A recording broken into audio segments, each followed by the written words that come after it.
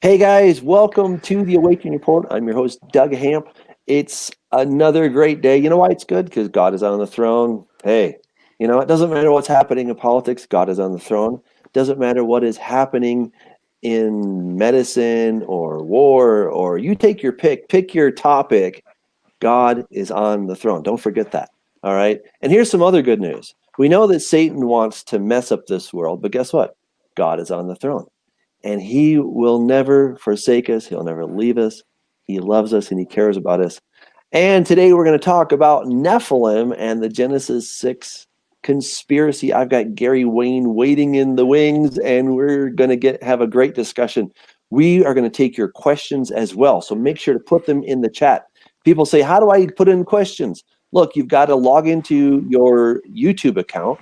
And as you're watching the live stream on YouTube, then on your right-hand side, there's a little chat thing. And just put your question in there.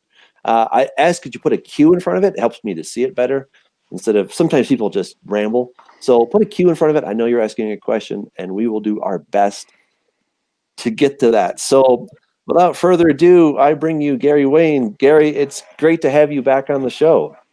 Well, thank you for inviting me back, and very happy to be here with you and to be, anytime you can have a discussion with somebody as knowledgeable as yourself on a subject that I'm absolutely fascinated with, it's going to be fun for me. So I'm going to have a little bit of fun today, no doubt about it. Very cool. Yeah, well, we definitely share a passion and a love for the topic of Genesis 6, etc., right? The Nephilim and all that stuff. And, it's one of those portions of of Scripture that I wish God had put in more than 11 chapters. But yeah, He's all wise. I'm not. So I'm going to have to just say, you know what? He knew what He was doing, and we'll go from there. Yeah, I think, I've said a lot of times that, I find the knowledge on what happened before the flood stingy. And I don't mean that in a, a negative way, but I think God gives us enough that we have enough information to look at things and understand things. And, one of the things I like to, remind people of is that, and I'm a significant buff of prophecy, and it's really, what my true passion is, but and it was kind of what sort of led me to write this book. But what I was going to say is that I don't think that, from what I've learned, is that you can properly understand the full context of prophecy and the full meaning and anticipate things as to what we're going to need to anticipate things for that are to come unless we understand prehistory. Because so much of what prehistory, so much of what's talked about in prophecy, you have to know the prehistory because that's where the defining context comes from. Right. And without that, you're kind of going a little bit blind, and you're a little bit suspect to, let's say, people who don't take Scripture and use it in a way that's non-manipulative. Well, it's like reading a novel and starting at the very end. Like you can learn how it all ends, but you're gonna be like, wait, I don't understand why Joe did that. It doesn't make any sense that he would do that thing, because when I read that, first tiny little chapter, but then I skipped all the other stuff, and it's not going to make any sense. And I think that's really what we're talking about, is that, Jesus said, as it was in the days of Noah, so it will be at the coming of the Son of Man. So we have to go back. We are obliged to go back and to study it. And, speaking of that very thing, I'm just finishing up Corrupting Image 2, and I've gone back to the very beginning. I've gone back as far as I can possibly go. And it's just incredible to understand the story of really what Satan was doing, to, dig deep. I went into all kinds of Sumerian and Akkadian stuff, and my mind has been blown by what was happening there. And just to kind of trace Satan throughout the ancient Near East and throughout the world. Same dude, many names, right? Many different titles, but it's interesting how they all tie together, and I was able to find the receipts to bring it all together. That was kind of cool, but really it's just amazing. And then you understand, he hasn't really changed. Satan's basic plot has been the same, and I think that's what you've really done in Genesis 6 is conspiracy, is that you've gone back and say, look, this is the same basic story. here's what he did back then. Here's what he's going to do in the future. Yep. And I really appreciate that you've gone back and spent so much time digging into those sources, because it's super important to do that. Yeah. And just as important, it's the term that you're sort of talking around, that's in Ecclesiastics, that nothing is new under the sun. Mm-hmm. So what's happened will happen again. What people understand is that's happened many times, not with the final end play of Satan that happens after Revelation 12 in the last 3.5 years when he's thrown down to the earth, but through his surrogate's offspring, through the Nephilim and the Rephaim and those demigod kingdoms, where they're all trying to raise their throne into heaven, just as Antichrist will do, as it's talked about in Daniel 8, will try and raise his throne to heaven to be like God. They're all repeating the same thing. That's when you start to understand, okay, if that's kind of connected, then we've got these things called beast empires that are in Daniel 7 and in Revelation. And you understand these are beast empires of the offspring of the fallen angels, both before and after the flood, that were the demigods and are the royal families all the way down through. And that's what's going to rise again, is an extension out of one of those beast empires. So all of a sudden things start to have that bigger context, right? Absolutely. Absolutely. Oh, it's fascinating stuff. So what is your basic take? So you had angels that came down, or you tell me, the sons of God, right? According to Genesis chapter 6, when man began to multiply on the face of the earth, they saw that daughters were born to them, and the sons of God took notice. Then what? What happened? What's the basic story here? Well, what the basic story is that before the flood, when that happens the first time, and my most favored position for how giants show up again after the flood, even though we don't have a smoking gun verse, we get some allusions to it or references to it, but they usurp the kingships before the flood, just as they do after the flood. Okay. And so in the sixth generation, or the generation of Noah, the days of Noah, in Genesis 9:28 and 29, Jesus uses the same words as in the days of Noah, which were 600 years before the flood and 350 years after the flood. So we need to know both sides of that. And Jesus was perfect in his selection of the words, even though we're getting that through the Greek translation out of the New Testament as opposed to the Hebrew out of Genesis. But he would know, and he would select the right words. And so not only do they take over all of the governments of the antediluvian world, for the most part, and encroach into the governments overseeing the Sethites, but they also have control of the universal religion. And they're using that to control the people and to lead people away from God, to not give God credit for anything, to degrade God, and to honor their pantheon of the gods, which is all coming out of a marriage between the seven sacred sciences, as they like to call it, that we know as the seven liberal sciences and arts today, that marriages with this illicit knowledge that the Book of Enoch likes to talk about, that and all around the world where the gods provide information to humankind. This is what's being talked about in Enoch, that expands that knowledge to a level that we're probably just coming to right now. So the world is paraded into the first apocalypse by water, and we have an apocalypse that's coming by fire, just as Luke likes to connect Sodom and Gomorrah and its destruction by fire with the days of Noah in the same narrative, to sort of link that to nothing new is under the sun. So you have the whole world being taken over by these demigods, and one would expect, even though we don't have a record of it, but one would speculate then that you would have had a Nephilim, as in the occult would say Orion, would be one of the allegorical names for one of those Nephilim, just as you have a constellation by the name of Orion, tried to raise his empire up to heaven, just as I would say Atlas is the king of Atlantis, even though he had 9 other partner kings, was trying to do the same thing. And then that gets checked by the flood, because the whole world becomes corrupt. And I think that includes not more than just the violence, more than just not expecting an apocalypse or being godless, which is all part of that days of Noah sign, but a greater meaning as well in terms of the knowledge, but also the whole earth was corrupt. Not just violent, it was corrupt. And that's, as you know, the Hebrew word shakaf, right, which means decay, spoiled, degraded.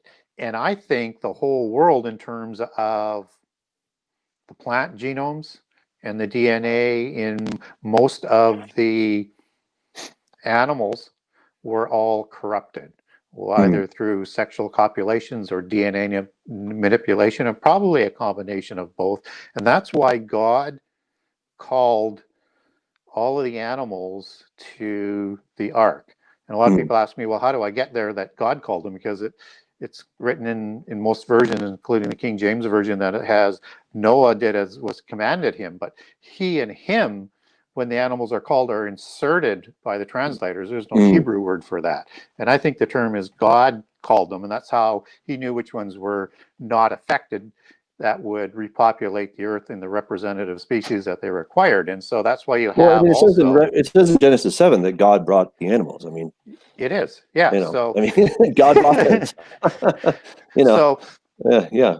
And again, like, can you imagine Noah chasing little rabbits around? Get back here, you little thing! Chasing the chicken. I mean, it would be forever to do. It would take many years. Yeah. And what's important is one of my principles is the Bible can't contradict itself. And that's why I point out that those pronouns are inserted, and you need to look for the rest of the references to it to sort of double check your interpretation of how you're going to understand that, because it's got to fit. Yeah. And so when you get into the occult mythos where you have beings or creatures that are missing, and the typical one would be the unicorn, right? That's a DNA manipulated or some other way of created offspring that in their legend was, a horse big enough to carry a Nephilim warrior king in the battle, because it was an animal for war, just as Azazel taught, according to Enoch, all of the tactics of war in the antediluvian epoch, but also has goat hooves and a different kind of tail. I think it's a lion tail on it, and it's got a beard. It's got, a single horn that was in the mythos, had the ability to take down an elephant and gore its complete stomach out with one thrust. I mean, that's why that thing was not called to the ark. And it's also allegorical in their belief system. And it's only important that we understand what they believe, and what they're doing with that belief is that is also a product, the unicorn, of some sort of angelic being, right? No, that's the Rem you're talking about, right? Yeah, that's the Rem, yes. It would be translated out of Hebrew. Rem. Could it be just like maybe, I don't know, a rhinoceros? Don't they have like one horn? Sure, because Rem is a wild bull or an ox by definition. So, not the horse. Right. It's not the Disney unicorn that we think about, right? Where it flies and has magic dust. So unicorn is I think a mistranslation again into the King James Version Bible, although it does mean one horn. It's there, and you could use it to represent a Rem or a rhinoceros, in this case, a single horn bull or ox. But the implication is it's a horse, as we're taught in day-to-day mythology in movies and entertainment, and it's the symbol that associates the Scottish crown, which had two unicorns, and then switches when King James, who's the sponsor of the King James Version Bible, takes over the English throne, and then it turns to a lion, which was part of the English coat of arms, and there's one unicorn. And so those are allegories for their genealogies and their history. And a lion would be, like a lion god, like Nergal or Mahis, or a god like that. On the female side, Bass, but this is, looks like a male lion to me. And just as a dragon would be a seraphim angel, that would also be in a number of English and other coat of arms representing, again, their genealogies back to the angels who produced the original offspring, as they would believe. So those types of things that show up in the Bible that don't look like they should fit are inserted. And that's why I think you need to go back to Hebrew and Greek in a lot of cases. But you can't, and because Hebrew and Greek has so many different meanings, you want to be careful that you select the right meaning for the right passage, and it doesn't conflict with other passages that you're going to have to do the same translation with from the same words, because they have multiple meanings, which is one of the things you need to be careful with. But getting back to the idea of the unicorn is I mean, that is occult as you can get, and they get that from an association that they like to make with the little horn out of Daniel 7 and Daniel 8 and being the Antichrist. And that horn is an allegory for them for an antenna or the third eye. Interesting. Yeah. Now, when you say they, who are you talking about here? Occultists, Gnostics, polytheists, mostly the Western, but you'll get similar accountings in Eastern mysticism. So the unicorn is part of Eastern mysticism, and for sure it becomes an allegory of the third eye in one of the, I think, the 7 or 10 chakras, or I can't remember whether it's 7 or 10, but that's where that comes out of in terms of Eastern mysticism. And what would be the sources that you're using to discover some of these things? Well, you have to get into first of all, you have to get into their scriptures. So you've got to read all about Gnostic scriptures, and you got to read about Vedas and Upanishads and things like that. And then you need to understand how that sort of transcends into doctrines that they promote today. So they've got many authors out there that like to bring those things into that New Age movement, and you see that reflected in a lot of the modern New Age movement, and then you can track that back to the Gospels and things that they're getting back. So it takes a lot of work, but they talk in that type of imagery all of the time, and you have to understand the language they're talking so you know what they're really talking about. Wow. That's fascinating. I wanted to ask you about the first incursion and the second incursion. This is one of these topics that always comes up. I'm a second incursion guy, just so you know. But and just so that our audience understands, there's this kind of a running debate as to how we had Nephilim after the flood. All right. So the text is fairly clear that before the flood, you had the sons of God came down and they took women and they mated and created the Nephilim. Right. Then it begs the question, how did they get there afterward when the children of Israel went into the land of into Canaan, and they found all these Rephaim, the Amorim, the Nephilim, etc. What are your thoughts on that?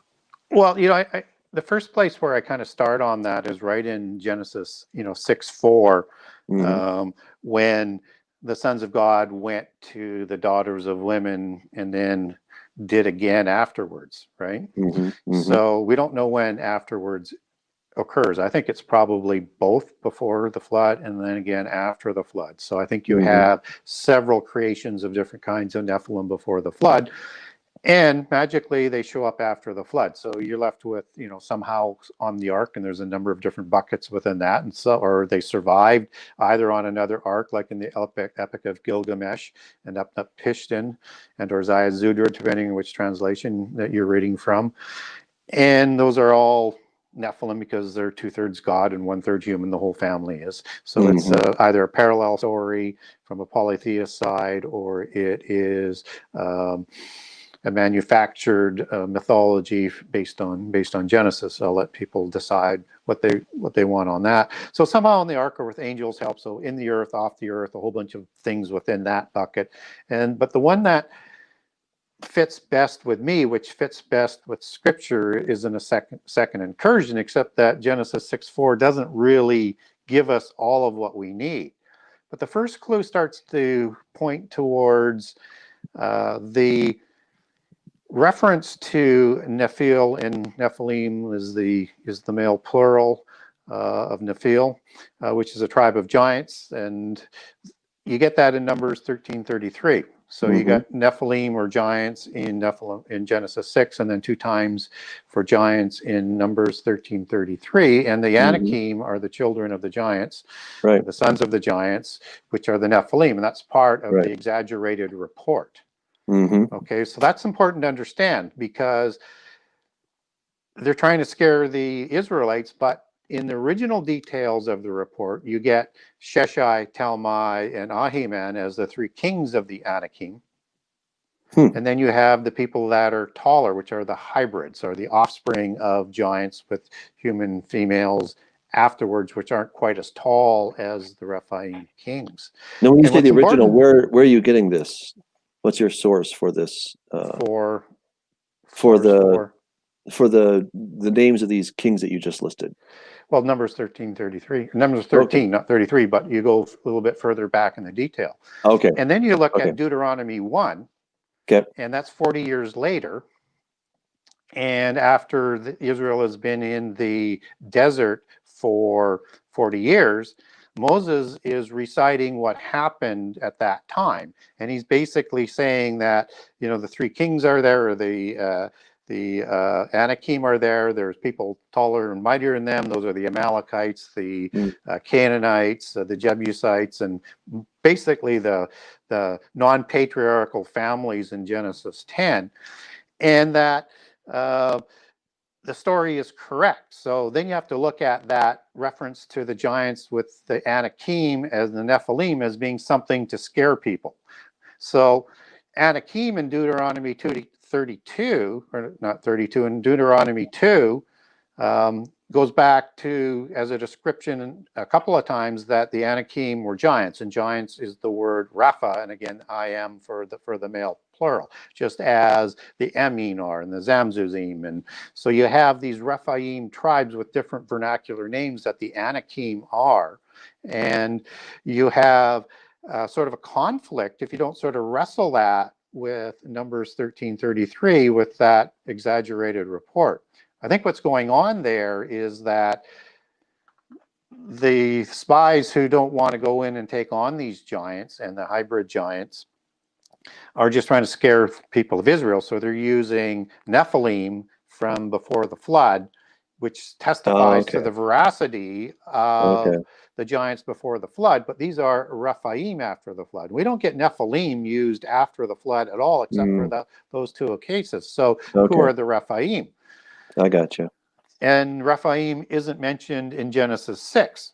Although if you think that they survived the flood and you've got Nephilim or Rephaim before the flood, but there's something different, something a little bit different, maybe not as powerful, maybe not as strong, don't live as long. There's something different amongst those Rephaim nations.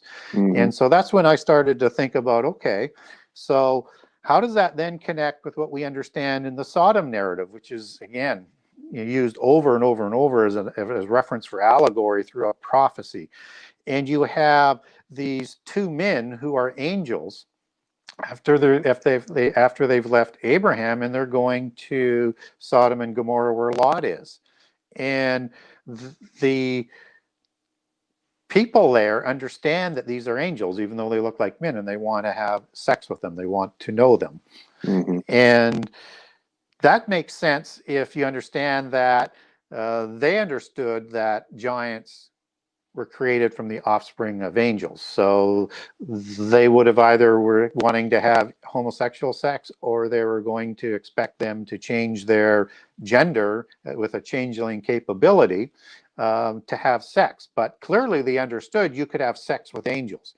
And that's important to understand, is because as you get that back to Jude 1:6 again, and it's referencing the sins of the angels and this conversation and what's going on with them wanting to have this awful conversation that with the angels, that goes back to the Greek word for strange breath as being something different, something a different species, as the Greek word, as I recall, means. So they clearly understood, they clearly understood they were going to have sex with a different being.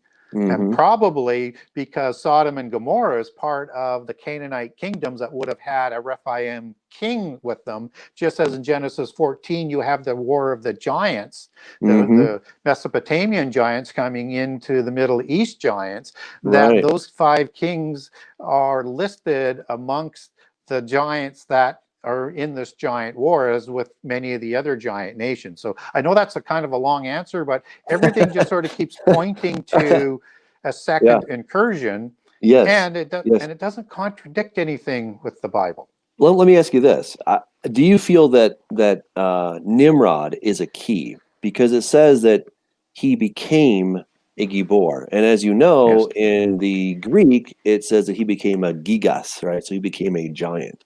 Yeah. And everything that I've researched is like, yeah, this guy was not human to start with. And what's amazing is that his Akkadian name, his Mesopotamian name, is Ninurta, which is Lord of the Earth. He was known as the son of Enlil, which is Satan. So, and there's this incredible syncretism between them, right? Everything that Ninurta can do comes from Satan, comes from Enlil. So I'm curious what you think about that. And there's so many epithets that go with it. He's also known as the healer, so he's the Rapha, right? The great Rapha, etc. But tell me your thoughts. And he could be the king of Uruk or who is En-Murakar, right? Because he's third generation, just as Nimrod is, and in that series of legends about En-Murakar, he actually builds a Babel-like tower. So you've got a couple of sources where you can take each of those back to. And I think they're running sort of parallel accounts of the same type of individual. But the question was about Nimrod and how does he become Gibor or Gibborim? And that word began, when you look at that, taking that back into Hebrew, it actually means to like break your vow, break your word, break your bind with, and I think that's with God. And so we also know Nimrod is son of, has a human father as the son of Cush, right? So typically we have Nephilim being the offspring and Rephaim being the offspring of a male angel with a human female, which is, again, the typical description as a demigod coming out of ancientology, being the offspring of a god and a human female, which produced the heroes in Greek mythology, which were the giants. So something changes. He's born from a human male. But we don't know whether or not the mother was possibly Rephaim. We're not told who the mother is. So that's a possibility. It says Timnah would be a Horim who married Eliphaz to produce Amalek, right? So you have, there's some females, whether or not they're hybrids or they're purebreds, we're not really told. And again, we get very stingy information there. But what we do know is he has a patriarch, Nimrod does, as opposed to most of the other Rephaim. They don't have a patriarch that's listed in the Bible, just as the hybrid nations don't have a patriarch in Genesis 10 with the Canaanites, other than Seth and or not Seth, Heth and Sidon, who are the sons. The rest are families or species, and I think those patriarchs would have been Rephaim, and that's why they're not listed. And so the only patriarch we get for any of the Rephaim branches would be Arba, and he's said to be the father of the Anak, but he's not in the table of nations either. So all of the nations that start, have a male patriarch, and Nimrod has a male patriarch. So does the knowledge that he's dipping into, as the cultists would believe, allow him to change his anatomy, or does he just take on the strut of a Rephaim? We don't know, but he certainly makes a reputation as a warrior, as a hunter, like a Rephaim does and a Nephilim does. It's a bit of a mystery, but I sort of lean on he somehow changes, whether or not that's just spiritually or there's some help that, increases his power and knowledge. Scripturally, we don't get that, so it's a bit of a mystery. But I do not believe he was created Rephaim. He was created as the offspring. I agree with you. He was not created Rephaim. I actually make the case in my new book that he became a Rephaim.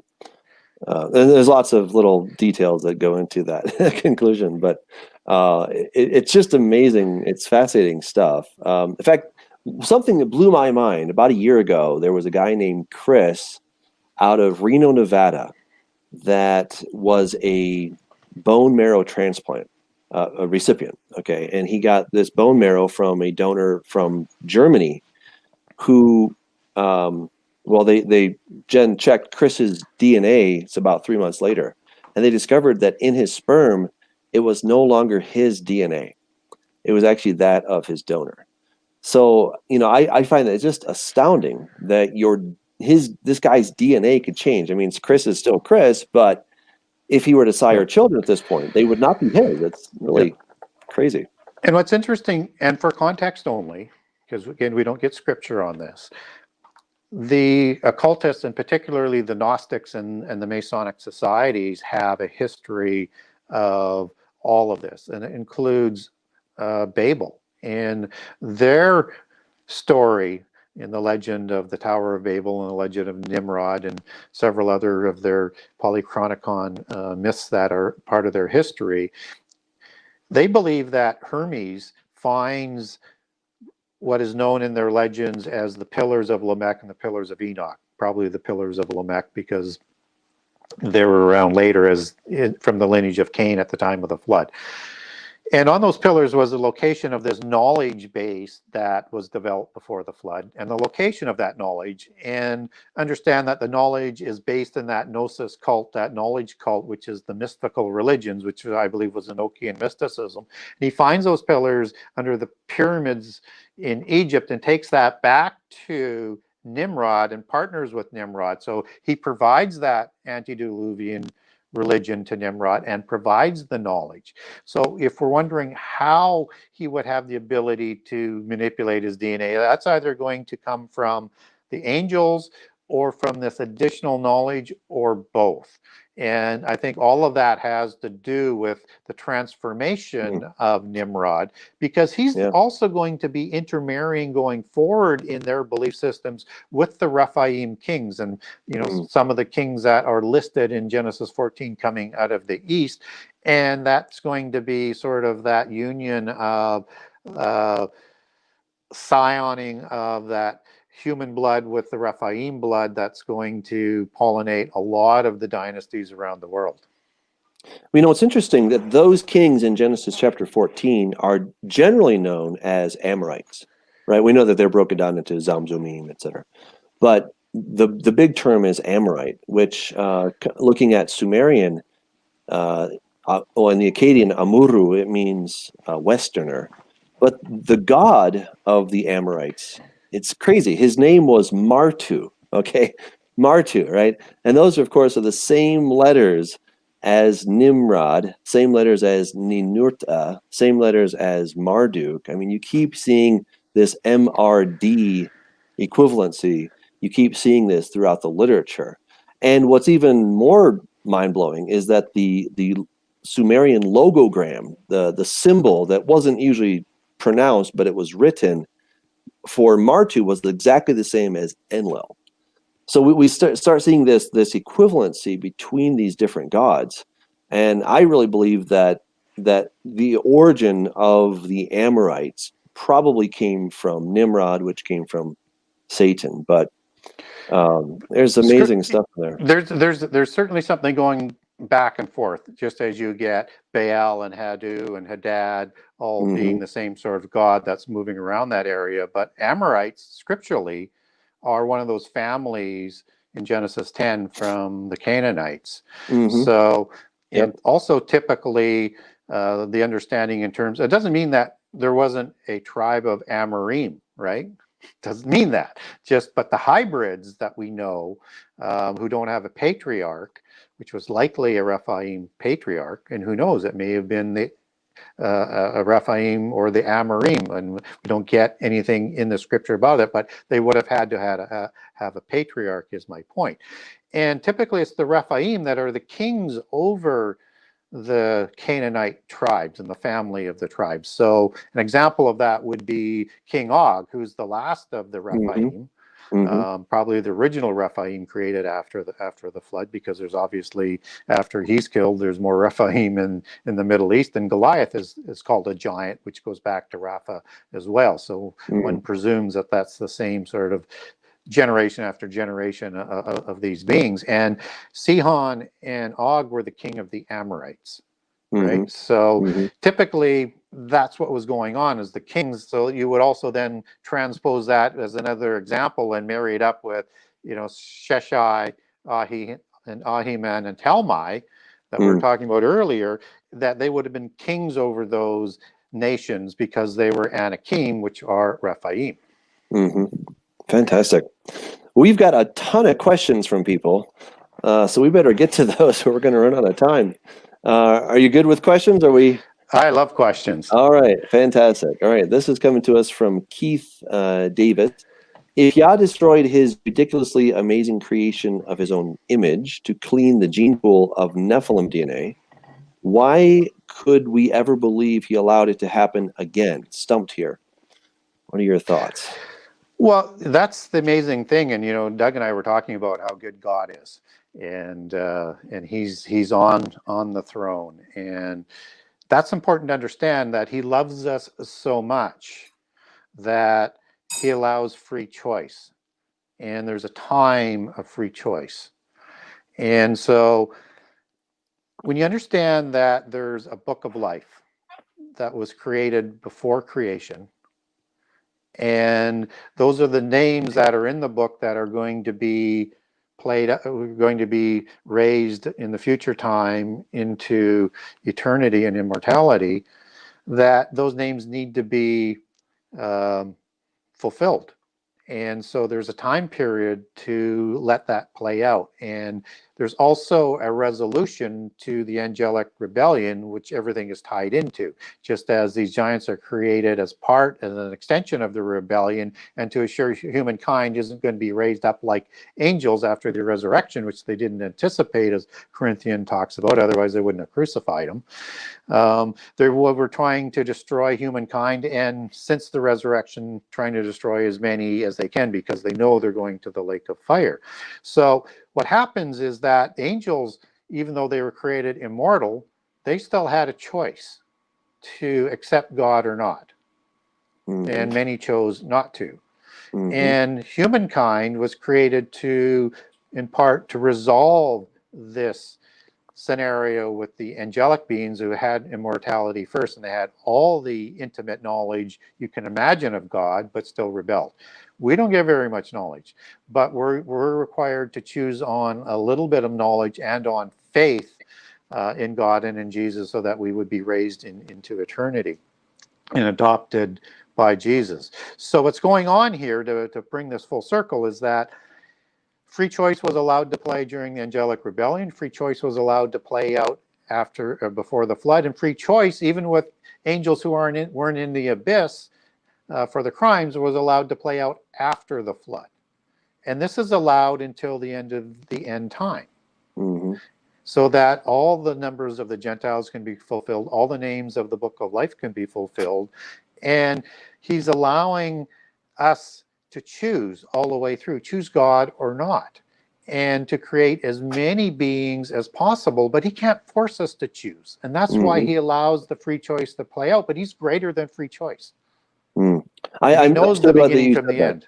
Yeah, I'm so glad you said that, because free choice is absolutely critical. The only way you can have real love is if people can truly choose, and the only way to choose is if you let people self-determine. I mean, God, by definition, cannot make us choose, right? I mean, that's the whole point. Exactly. Choosing. So he allowed what fallen angels weren't in the abyss, and whatever demons aren't into the abyss, to influence the world and influence humankind, to let them choose or not. Choose them as gods or choose God as the God, and let this fulfill throughout after the flood. It was to give a restart because the whole world has been corrupted. And at Babel, that we talked about earlier, all of this was under the power of one Antichrist archetype type figure. And one mystical religion, which is the allegory for the end time.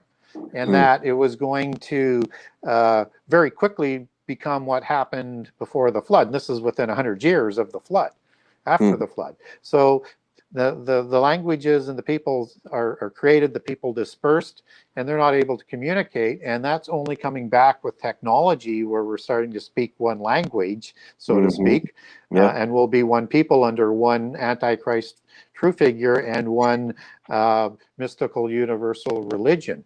And so that free choice has been going on ever since. And God is allowing that to play out, because he wants all of the beings, that names who weren't going to be erased from the book of life, to be fulfilled. So everybody has their name in the book of life that's been created, but if you don't choose, that gets erased out. Don't want to do that. All right, this is another question from Dashulamite. What do you think about the teaching that has all souls passing through the flesh in this earth age, since the overthrow of the first earth age, fallen angels also in the flesh except for the worst? Yeah, I'm not sure I understand that question. I think it might be referring to, there's a number of people I've heard talk about angels who are the fallen ones are getting a second chance in human bodies. So I think that's the reference to the first age between Genesis 1:1 and 1:2. Okay. We don't get any scripture for any of that. Angels have their own path to follow, so to speak, in terms of when they receive their immortality and their loyalties. And so I don't think it has sort of anything to do with that. So unless I've misunderstood the question, maybe the person may want to repost that, because it's talking a lot about the souls being passed between, as I understood it with the question, and I can't see it up there right now, but that almost sounds like reincarnation, if I understood. Let's read that again. Yeah. So what do you think about the teaching that has all souls passing through the flesh in this earth age, since the overthrow of the first earth age? Yeah, so if it's not the angels, then that's a reincarnation spirit, or in a new age or a Gnostic doctrine on their evolution to godhood. And that is strictly, coming from demigod doctrine, prehistory, because we go to sleep. Yeah. Well And said. evil spirits, which I think are, certainly a great number of them are Nephilim and Rephaim spirits. And as you trace evil spirits and throughout the meanings in the Bible, I think those are the bodiless spirits of. She has a follow-up here. The teaching has us in the second earth age now, the first earth age being in the beginning prior to the garden. Okay, prior to the garden. Okay, Yeah. well, typically there's not an age there, although you could have 1,000 years, but you would have an age that you could make with the gap theory and the renewal of the earth afterwards. You can make that case. And that's when, it would be a good place for the angelic rebellion. So I wouldn't say that there's a second age between Genesis 1 and 2, between day 6 and 7, or even day 8 even. If it is, it's a very small age, and I'm not sure it's really big enough to hit that threshold of an epoch or an age. And just to finish what I was talking about earlier, it's the demons who are possessing people that are imitating this evolution of the spirit into godhood. They're just trying to have a body to become a demigod again. That's where that whole doctrine comes from. So, and angels don't tend to do that. I mean, you do get angels like Satan entering into a body, but they don't require a body to engage in the world. They have the ability to do that themselves, right? So it has nothing to do with that avatar effect that the new age has to, likes to talk about. So again, I'm not sure we answered her question, but I'm not sure I know exactly what she's talking about. Yeah, sorry about that, the Shulamite. We're not quite sure, but we gave it our best. Yep. Okay, this is from Shemin. How could a person born human at the time modify their biological nature and become a Nephilim or a giant? So, Well, yeah. Yeah, you would have to modify your DNA.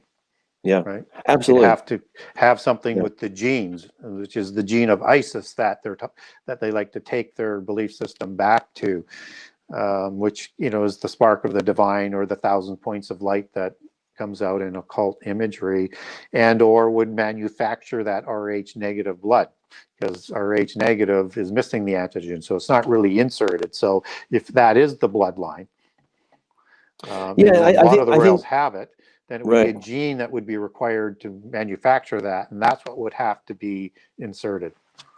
Right. So we're talking about information, right? We're talking about the insertion of information.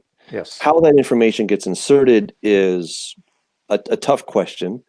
We do know, and this is something I really haven't wanted to delve into too much because it's very dark, but in the occult world, you do have obviously some various rituals and whatnot where you can summon demons and through blood rituals and whatnot. And so there is a way, and I just don't really want to go into it too much because I think it's incredibly depressing and dark and dangerous. Yeah. And I would But, say we're also on the precipice yeah, with human knowledge yeah, to right. do that, to change that DNA. Well, and What's this guy interesting, that I talked about with Chris from Reno, Nevada, I think is an example of what can happen. That you have to have some kind of insertion. We don't know how that could happen, but it could happen. it's the new man concept, right? Right. And Mm-hmm. just as the Nazis were trying to develop that, and they took their Ariosophical religion back to Thule, which is kind of an ancient Atlantis, they believe that through Vril ideology and all the other ideologies that they overlaid onto theosophy, is that they actually are part of the same race of the blonde-haired, blue-eyed giants, which would be part of the Tuatha De Danann, both before and after the flood. So, and they believed in that new man theory, that they were trying to develop that new Nephilim from the existing man to become like they were of old. So it's that same thing that they're trying to do metaphorically in the new age, of this harmonic conversion under a world government and universal religion, so you can vibrate or evolve into a demigod in the physical world like the ancient Nephilim was. This is all about Nephilim and Rephaim. It has nothing to do with humans. Right. Yeah, it's not good stuff. Another question From Keith. Something is critically missing here. Are we certain that gene pool cleansing was the purpose of the flood? It's a great question. What are your thoughts? Well, I think it's part of it. It's not everything. I mean, we have to remember the whole world was corrupted, and how big you want to take that meaning is the real key.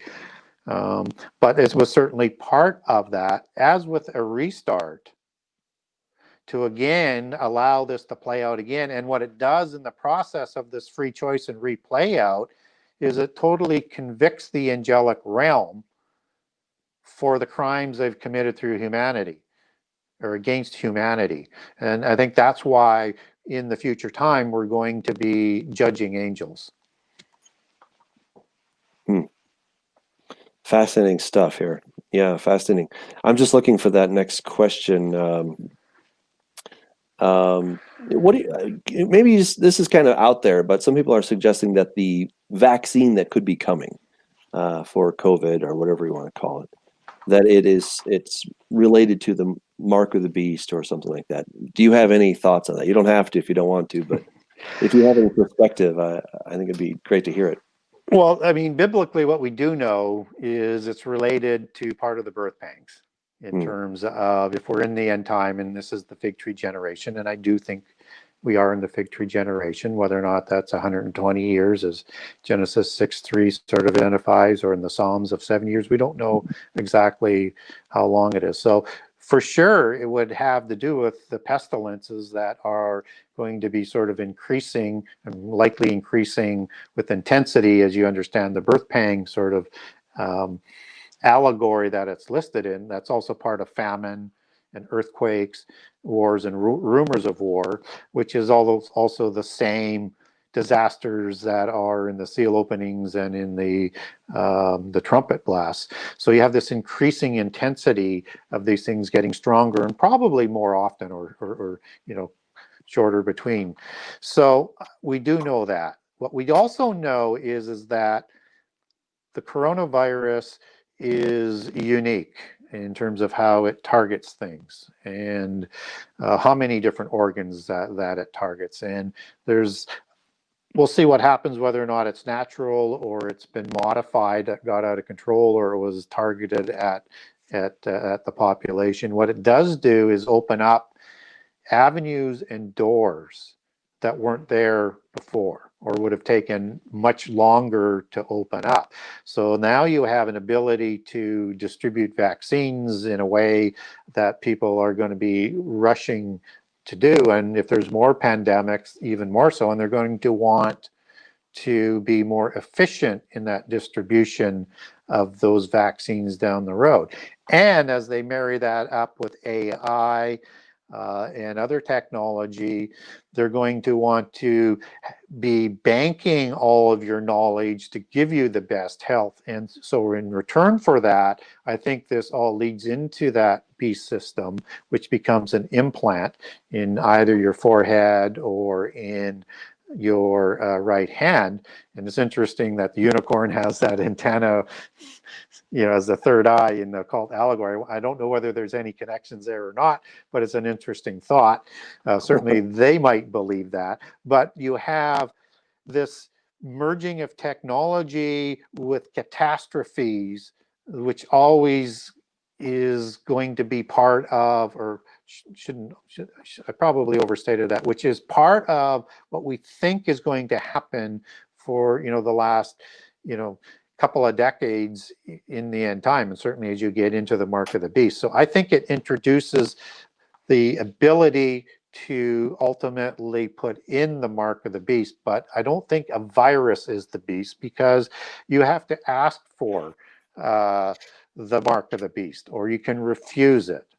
So again, I like to stay close to what Scripture says and then match things up, as opposed to try and force something into it. So I think it's still an evolving thing, and I think it's part of it. That's part of the birth pangs, and it's going to be part of the catastrophes that leads to the mark of the beast, where everything starts to come together. That was a very eloquent answer, and I agree with you that it could be one of those stepping stones, but this in and of itself is probably not the thing, right? There has probably to be, not. Yeah. There's a whole lot more that goes into it, but yeah, we could probably talk a long time about that. Orlando has a question. He says, will the Rephaim that Isaiah talks about come back as spirit or body, or will they be a spirit that will inhabit and take over a body? Yeah, I think it's a very, very good question. So when Jesus talks about these evil spirits, as opposed to things like satyrs and things like that, but just evil spirit and the term spirit, that they are in dry places. It's like they're thirsting for a body. And again, if those are the spirits that aren't angelic spiritual beings, if these are the bottom tier of the rebellious angelic hierarchy and the offspring, then as the technology develops within our generation, and they have the ability to clone and or create robots and all sorts of hybrids in between, this allows them to have a body that they can enter into and have a dwelling place for their spirit, so that they can interact with the world. Typically in a possession, as opposed to the avatar effect, which is an angelic relationship, just as Satan enters Judas to help him get over the hump to betray Jesus. You have in the occult religions, let's say Vishnu and Buddha, where he is part of Buddha, but it's a symbiotic relationship and he gives power. And maybe that's what happens with Antichrist in the end time with an angelic being. But the demon spirits, they suppress the host. It's a violent, non-symbiotic relationship that doesn't turn out well for the host. I think these demon spirits require some sort of body to interact with the earth, that they're not going to have the pushback of the host, so that it becomes they're in total control and they're not in this internal war to suppress the host. So I think those are the bodies that those demon spirits are going to be looking for, and why they're helping, along with fallen angels, to ramp up the technology at an accelerated pace that we've not seen before, so that these demon spirits, not only the ones that aren't in the abyss, but the Rephaim spirits that are, and the Nephilim spirits that are in the sides of the abyss, as Ezekiel 31 and 32 and a few other chapters references to, the terrible ones and the branches of the terrible ones. I'm going down a rabbit tail, so I'll get back on focus. They're going to want to interact in the earth. So I think that's what they're having humankind do, is develop these bodies, these clone bodies that they're going to be able to inhabit. Mm-hmm. Clone bodies. I think that is really a fitting description of what they're looking for.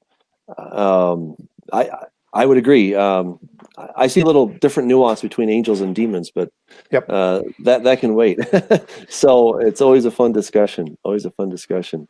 Well, that's great. This is a question here by Anthony. Do you think that the QAnon movement is to indoctrinate people into the world order that is masked behind the light side white brotherhood ideology? Okay.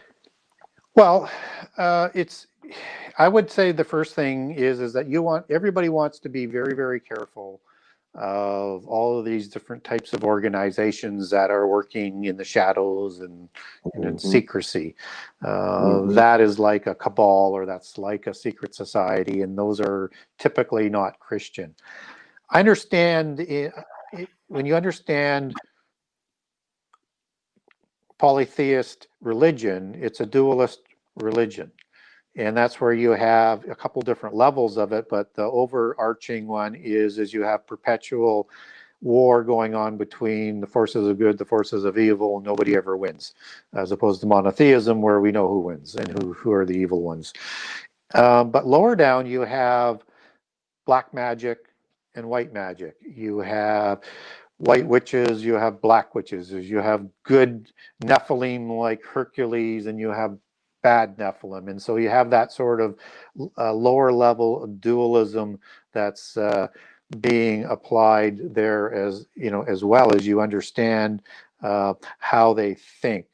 So I think when we apply that to the question, that's how we need to sort of look at it, is that there is always that battle that's going on, and they're just the same side to the different side of the same coin, so to speak.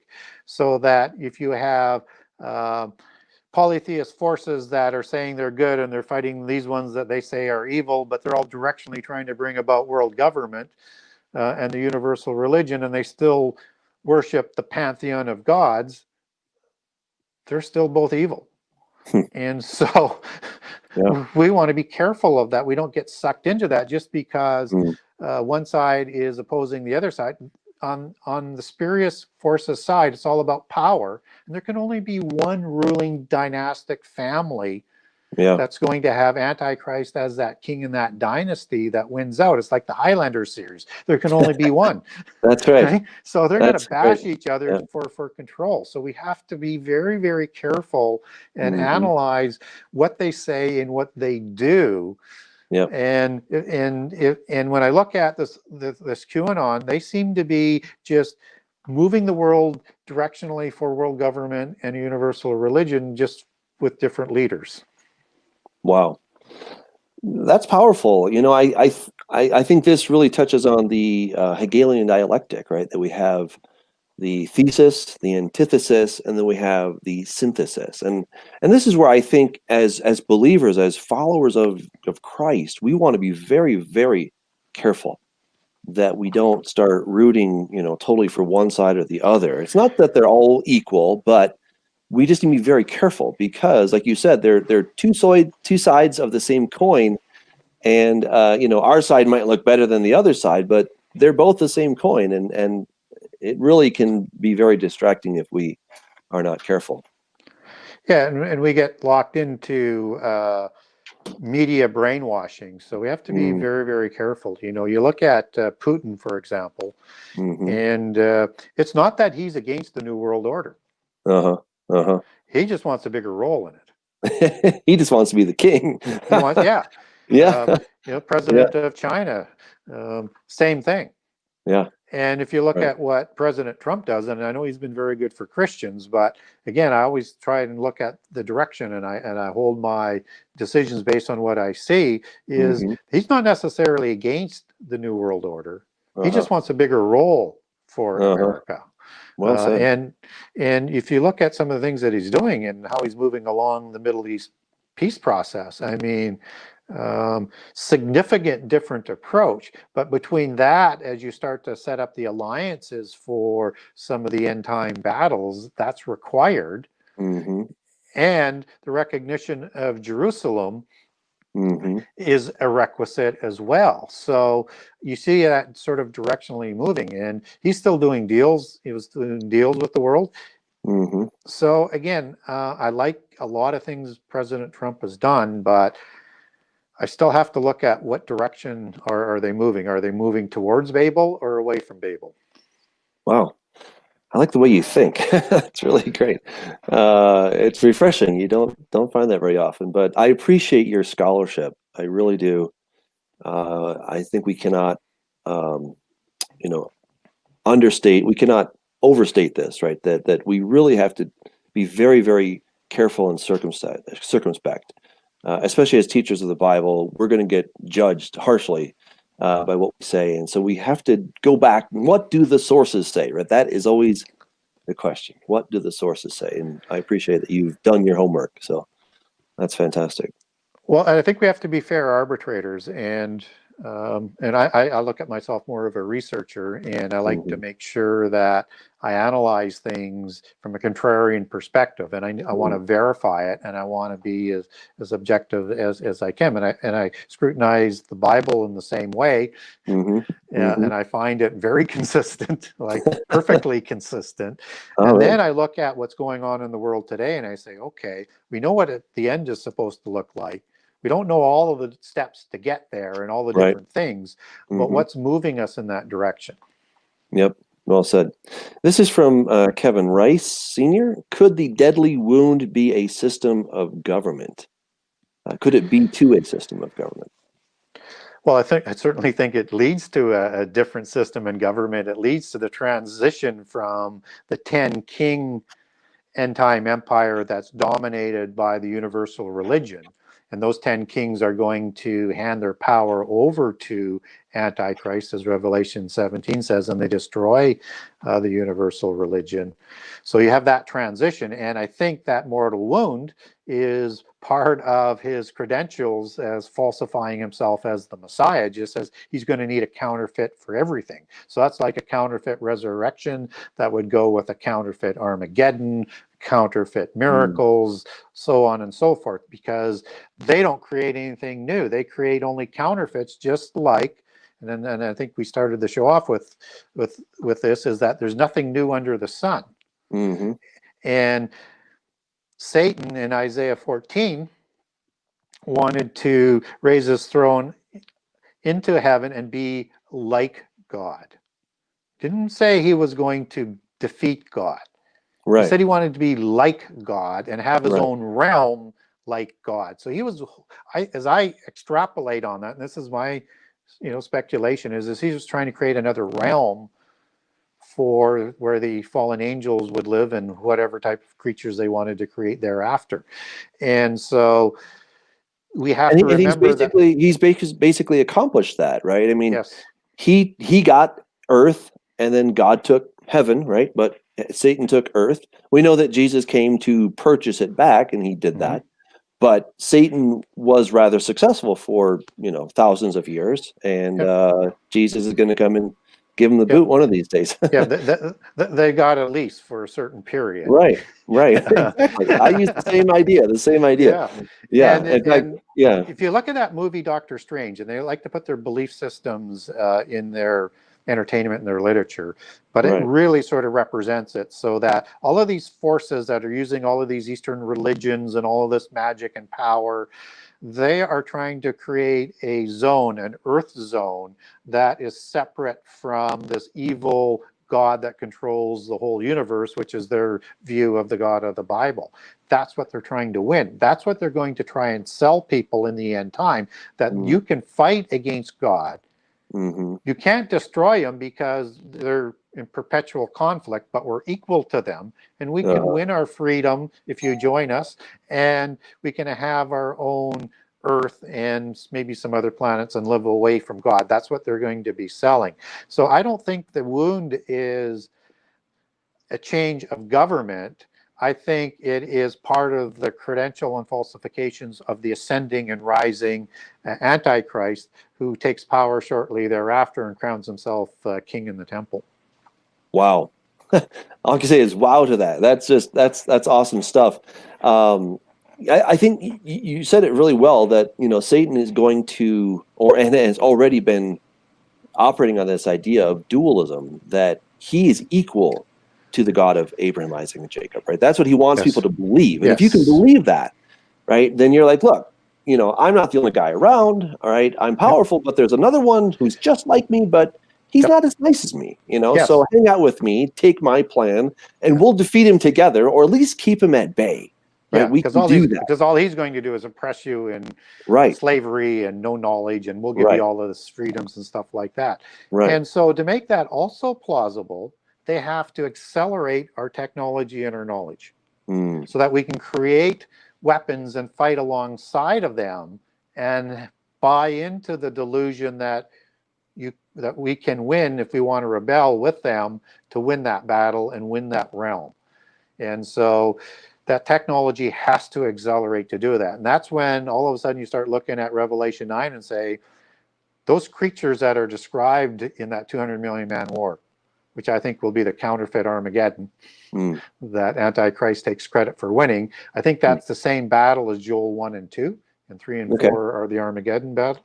And you have those same type of creatures and things almost described the same with the locust army of Joel 1 and 2. And I think that's also the Gog war of Ezekiel 38 and 39, because we know two things about that is Ezekiel 38 tells us it happens in the latter times, and 39 there's the second Exodus as you get past the destruction of the army. And second Exodus is, I believe, in terms of my understanding, is going to happen in the last 3.5 years. So that happens after the Gog battle, and Exodus happens after the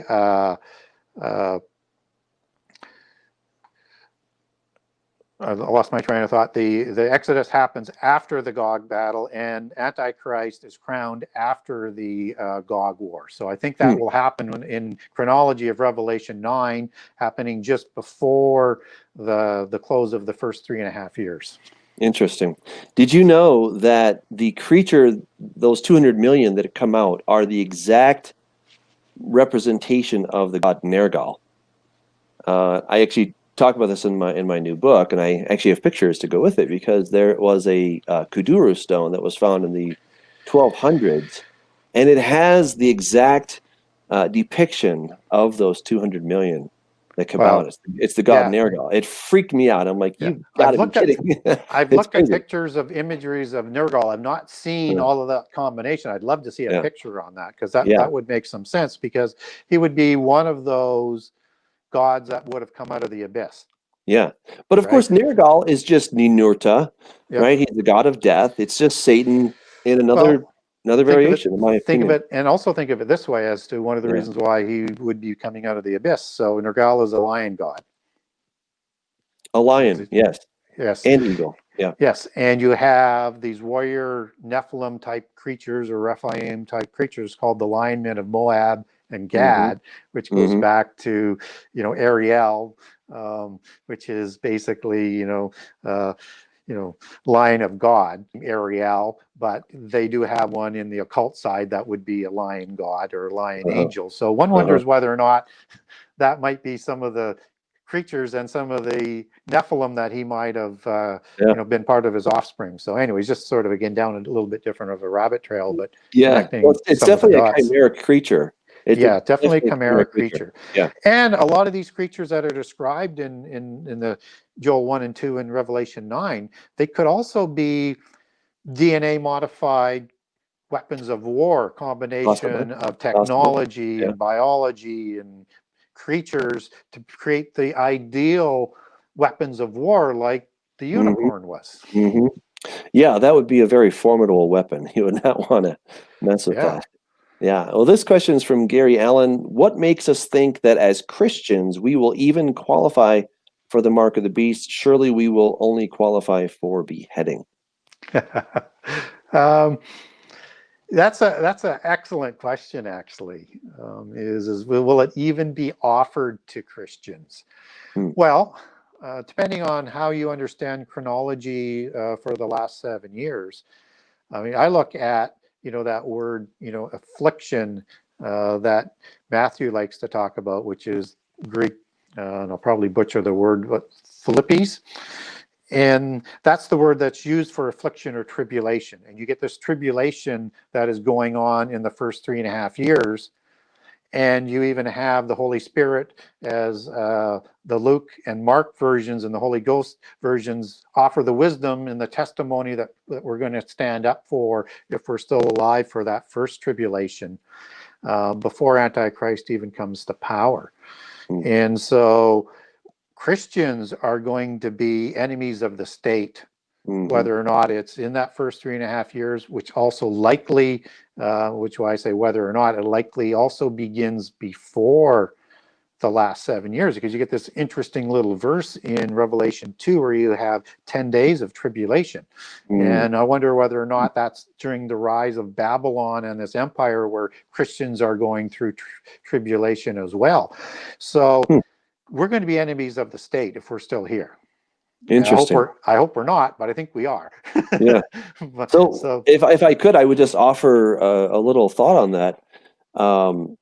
This is just a guess. Of course, I could be completely wrong, but my guess is that that as the tribulation really starts getting underway, I believe that Christians will begin to sort of find their faith. We will begin to find that mountain moving faith that we've been wondering, where is it? And as some people are martyred, there may be some cases of bringing people back from the dead. And I think what the enemy is going to realize is that, look, we want to, and let me just preface this with the two witnesses. What happens to them? The Antichrist or the beast kills them, but guess what? They come back to life. So you need to make sure that people stay dead.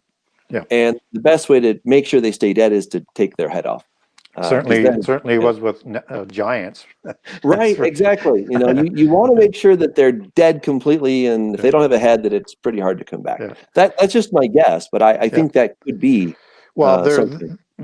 Because you're starting to get an intercession of God and angels in the last play out. They want to make sure that body's not going to rise back up against them with some sort of healing power. So certainly going to be a part of it. So continuing with where I was going to lead into then, if you have that tribulation of the true saints, you're also going to have weak saints who are going to go along with what is being brought about in terms of, well, this kind of makes sense. And so they're not going to be resisting as much. But as they see more and more happen, they're going to say, hey, I think this probably is the end time, and I'm not going to take that mark. Now, what I think clearly happens is that those who do not accept the mark of the beast and or do not worship Satan and or Antichrist, because it's both, those are the ones who are not raptured. Whenever you think the rapture happens, those are not the ones, okay, without getting into that debate. So these are the ones that are going to be raised after the last 7 years when Jesus reigns in the millennium, because we're told they're raised and they're going to rule with them. So that's a separate sort of resurrection.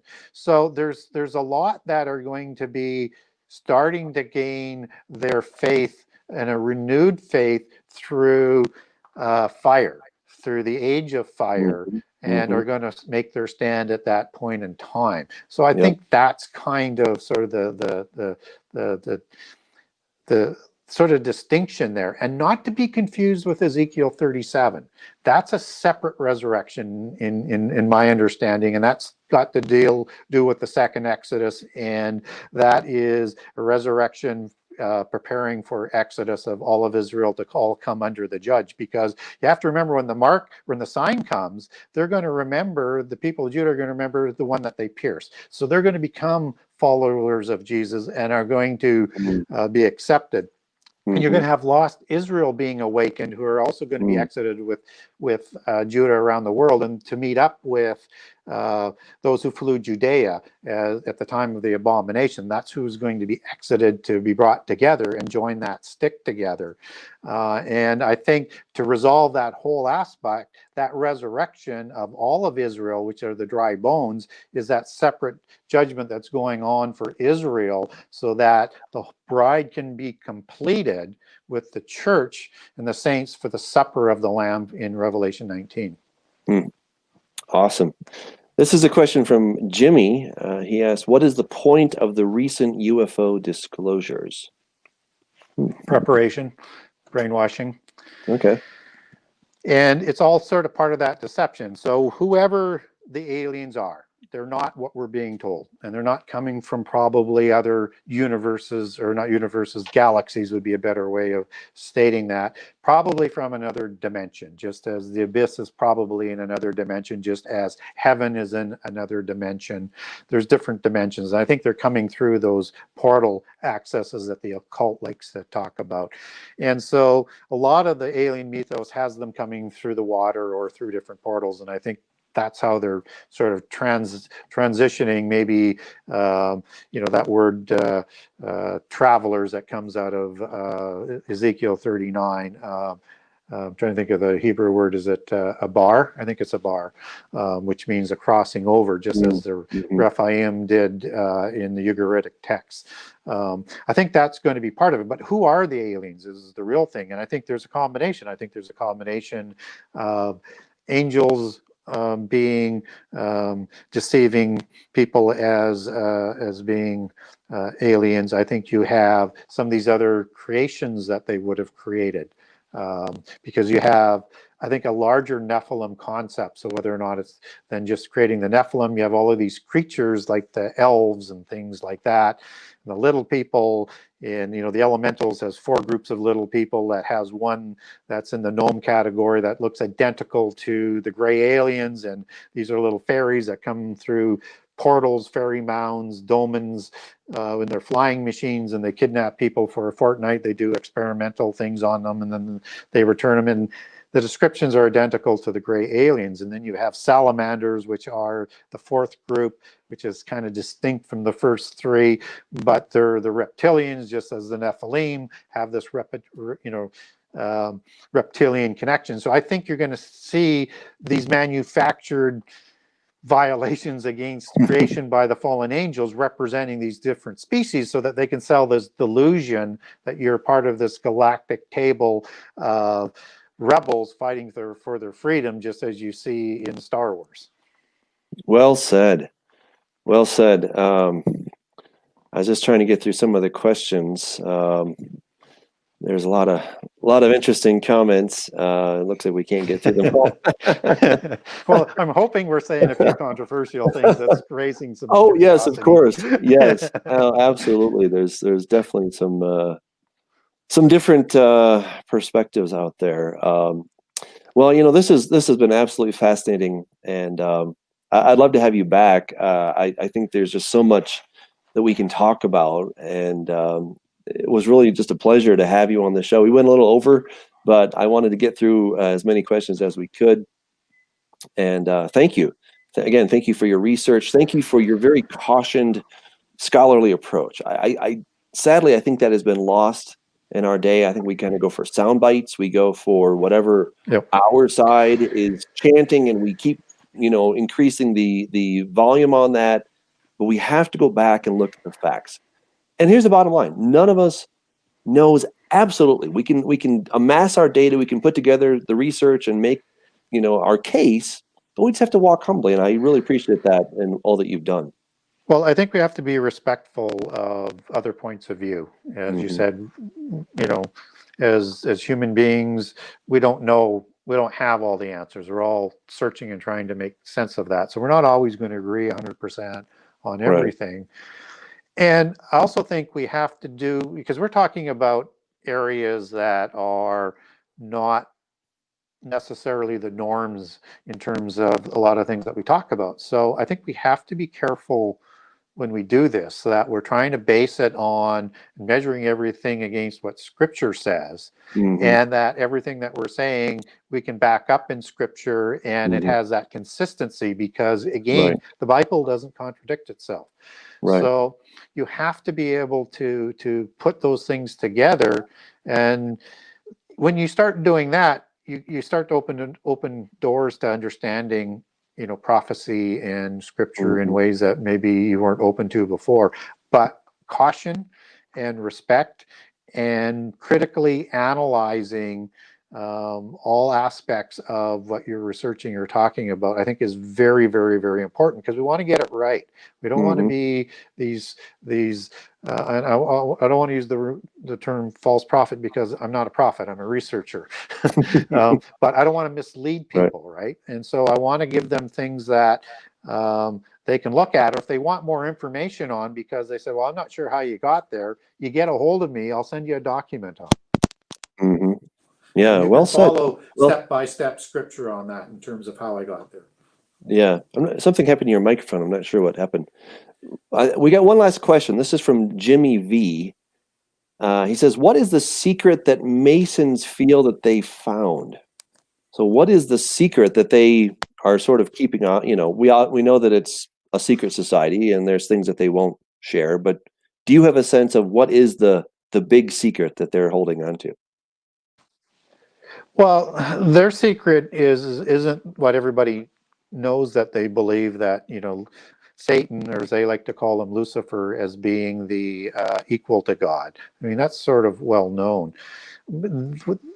They've got several different levels above third degree, York Rite, standard mysticism, or the equivalent 33 degrees of the Scottish Rite, split up 11 ways in the steps, but it's the same mystical pyramid that's being built in terms of climbing up that knowledge. But they'll have in that old system of not just 3, but some people say 7, some people say 9. I've heard as many as 13 different levels. So there's secrets upon secrets, and learning who Satan is in their belief system as being the great architect of the universe, or Lucifer, is one of those things, and some of the secrets to reincarnation.